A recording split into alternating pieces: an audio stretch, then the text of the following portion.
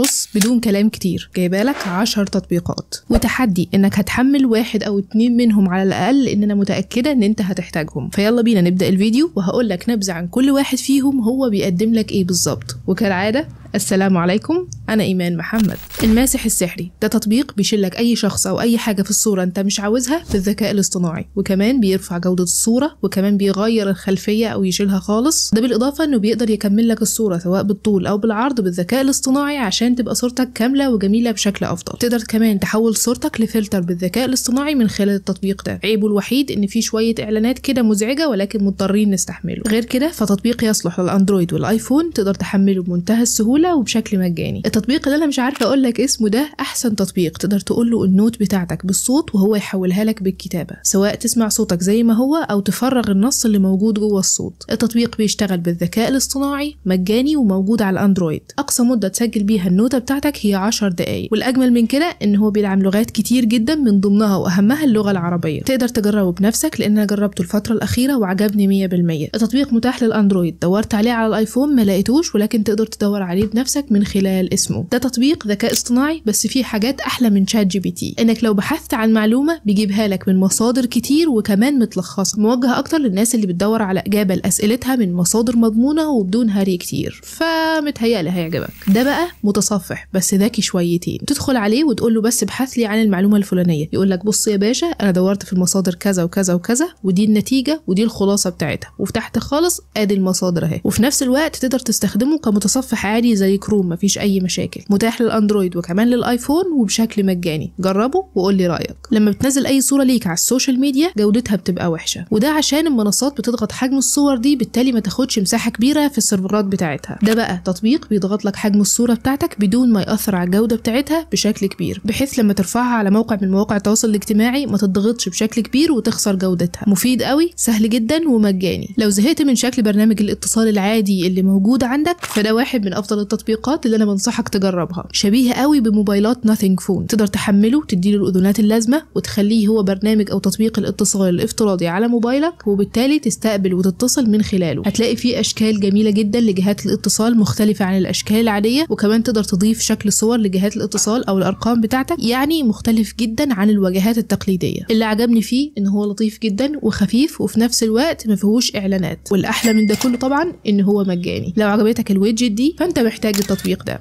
التطبيق ده فيه منه نسخه مجانيه بس فيها شويه اعلانات كتير، وفي منه نسخه مدفوعه بيعرض عليك ان انت تشتريها اول ما تحمل التطبيق. بتضغط على علامه الاكس وبعدين بتكمل في النسخه المجانيه عادي، وبعدين بتختار اي شكل ويدجت انت عاوزه وبتضيفه بمنتهى السهوله للشاشه الرئيسيه بتاعتك. ده غير ان في حاجات تانية غير الويدجت زي الخلفيات المتحركه، وكمان انيميشن شحن يغير شكل الشحن لما تحط موبايلك على الشحن. عاوز تفصل النت عن تطبيق معين في موبايلك وباقي التطبيقات تكون شغاله عادي على الانترنت بدون مشاكل، هقولك تحمل التطبيق ده.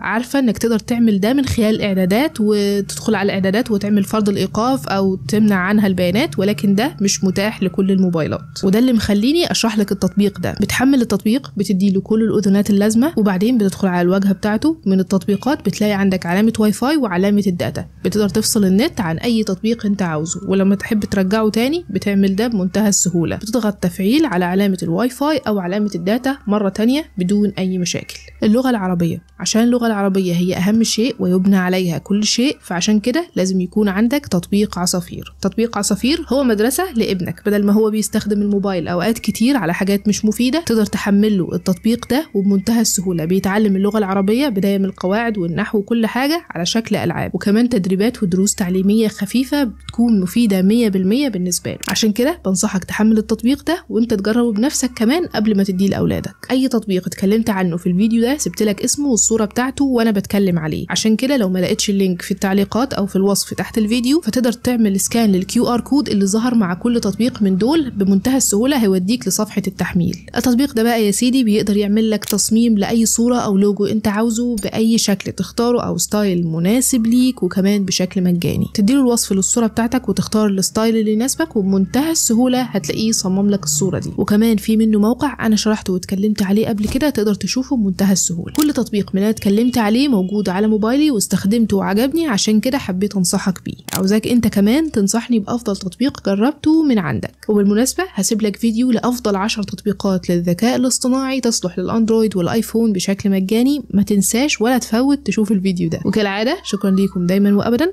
والسلام عليكم.